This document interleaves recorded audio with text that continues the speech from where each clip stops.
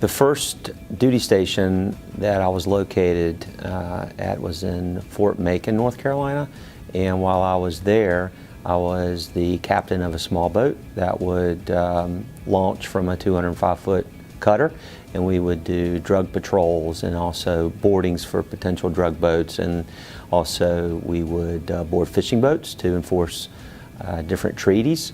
And then after that, I went to electronics school in New York City, and when I got out of the electronics school, I was basically a field service engineer and would work on the equipment that were on the small boats and also on cutters. So it was voice scrambling equipment and radars and UHF radios and that sort of thing. Boot camp was rigorous. It was in the fall of 1982, and it was in Cape May, New Jersey. So it was starting to get cold, and there was a lot of mental abuse and a lot of physical abuse, but what it did is brought everybody together, and you learn to look out for your buddy.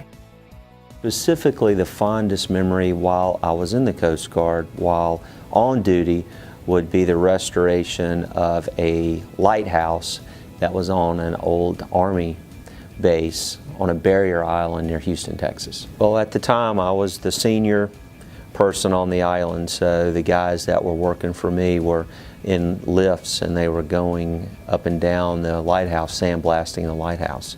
And then once it was sandblasted, they were painting it, and there was some steel work being repaired, some fabrication, and that sort of thing. But we were in tents on this island, and the island hadn't been inhabited in 40 years or more, and there was wildlife everywhere.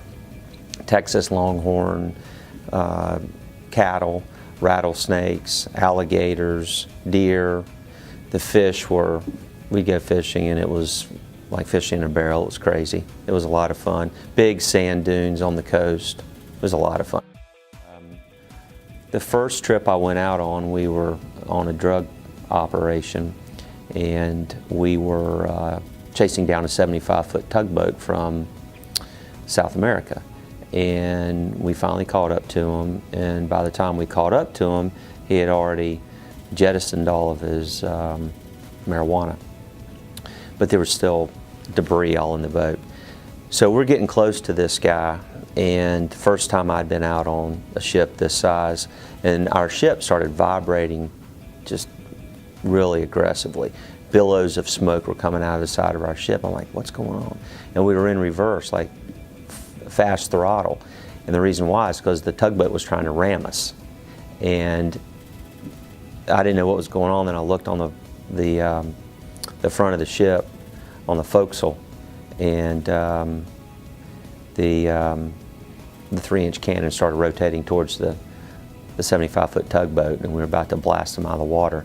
And then he stopped and came out, raised his hands, and then we boarded him, and that's when we found all the debris. And then we put them, there's like 8 Colombians, put them in the ship store, and then took them back to Montauk Point, New York.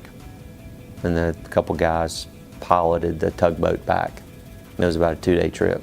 Hardest part would have been while I was on the cutter in Morehead City, going out. We would go out 6 or 8 weeks at a time, and we were in the North Atlantic in the wintertime, and the seas were 30 feet, and this ship would be pitched around like a cork in the ocean, and very little sleep, a lot of people getting seasick. I never got seasick, but you couldn't go outside naturally. You'd be washed off the deck, and it was just nerve-wracking because you didn't know if the ship was going to sink. You didn't know what was going to happen.